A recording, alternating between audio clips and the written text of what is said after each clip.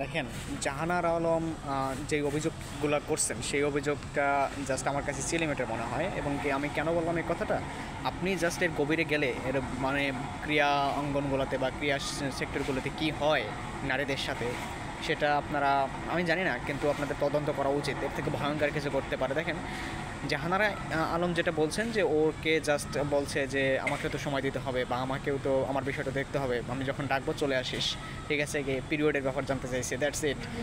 এবং কি এর থেকে যে ভয়ঙ্কর কিছু হয় না বা সত্যিকার অর্থে এরকম কিছু ঘটে না বা এরকম ফাঁদে ফেলে না বা ব্ল্যাকমেল করে না, এর কোনো কিন্তু গ্যারান্টি নাই। এরকম হইতে পারে যে অনেককেই অনেক ফাঁদে ফেলেছে। এবং কি একটা জিনিস খুবই সিম্পল, আপনি যখন দেখবেন যে আপনার আশেপাশে আপনার সেখানে 10-15 জন মেয়ে আছেন, সেখানে 3-4 জন ছেলে বা টিম ম্যানেজমেন্টের লোকরা পুরুষ, কোচ পুরুষ, ঠিক আছে, কি তাদের সাথে আপনার থাকতে হচ্ছে, তাদের কাছ থেকে প্রশিক্ষণ নিতে হচ্ছে, তাদের কাছ থেকে সব কিছু নিতে হচ্ছে। এখানে এখন সেই সমস্ত পুরুষরাও এরকম না যে বউ নিয়ে সেখানে থাকে, তাও না, তারা আপনাদের সাথেই আছে, আপনাদের সাথেই থাকছে, আপনাদেরকে ট্রেনিং করাচ্ছে, আপনাদেরকে সব কিছু দেখাশোনা করতেছে। এখন আপনাদের মধ্যে হ্যান্ডসাম সুন্দরী মেয়েটি আছে, সেখানে সেই সমস্ত পুরুষ কিছু একটা করবে না বা কিছু একটা চাইবে না, এটা আসলে ভেরি ডিফিকাল্ট। এবং কি আর আপনারাও যে যাবেন না তারও কোনো গ্যারান্টি নাই, ঠিক আছে। কি দেখা যায় অনেক মেয়ে আছে এরকম, জাহানারা আলমের মতো হয়তো ভালো মেয়ে, সেজন্যই তিনি হয়তো বা ওইখানে পার্টিসিপেট করেন নাই বা যান নাই। তা না হলে জাহানার আলমও যাইতে পারতেন এবং গিয়ে তার ক্যারিয়ারটা একটু অন্যরকম করতে পারতেন, সুযোগ নিতে পারতেন, ঠিক আছে। কি ভাবতে পারতেন যে এটা কোনো ব্যাপার হলো, জাস্ট মানে যাব, একটু হবে, একটু মানে এনজয় করবে আমার সাথে, দ্যাটস ইট। তার বিনিময়ে যদি আমি আমার ভালো একটা ক্যারিয়ার পাই, এরকম একটা ভাবতে পারতো। কিন্তু আপনারা যদি এটাকে অনেক ছোট্ট বিষয় দেখেন এবং কি এটা যদি সরকারিভাবে তদন্ত না করেন এবং কঠোর আইনের ব্যবস্থা না করেন, তাহলে ইন ফিউচারে আরও হবে।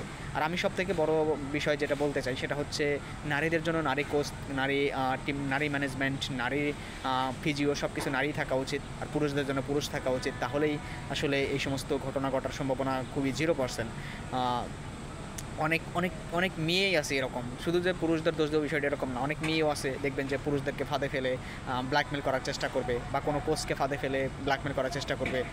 এরকম হইতে পারে যে একটা কোচের সাথে একটু গুড টাইম স্পেন্ড করছে বা একটু কোয়ালিটি টাইম স্পেন্ড করার পরে সেটা ভিডিও করে রেখে দিছে বা সেটা মানে রেখার পরে ব্ল্যাকমেল করতেছে যে আমাকে যদি দলে না নেন এগুলো ফাঁস হয়ে যাবে বা আপনার এই যে চরিত্র সব কিছু ফাঁস হয়ে যেতে পারে, এগুলো হ্যান ত্যান বিভিন্ন জিনিস জানায় তারা, ঠিক আছে। কি এরকম হইতে পারে, এরকম হইতে পারে। তো আবার পুরুষরা যে দুধে দেওয়া তুলসী পাতা, বিষয়টি এরকম না। সেখানে যারা থাকেন তাদের মনে করেন যে উত্তেজনা সবসময় থেকেই থাকে, কারণ তারা বউ ছাড়াই থাকে, ঠিক আছে। তো তাদের বিষয়টা তাদেরকে খুব গুরুতর শাস্তির আওতায় আনতে হবে। তা না হলে বাংলাদেশের প্রেক্ষাপটে বাংলাদেশের ক্রীড়াঙ্গনে যা ঘটে, এবং কি আপনি যদি এটা নিয়ে একটু রিসার্চ করেন তাহলে দেখবেন যে তারা যা করে বেড়ায়, এটা ভেরি ভেরি ভেরি মানে কি বলে, আমি কি কোন ভাষায় বলবো যে এটা কতটা খারাপ এবং কতটা জঘন্যতম কাজ তারা করে, ঠিক আছে। সুযোগ নেয়, সুবিধা নেয়, তাদের শাস্তির হওয়া উচিত।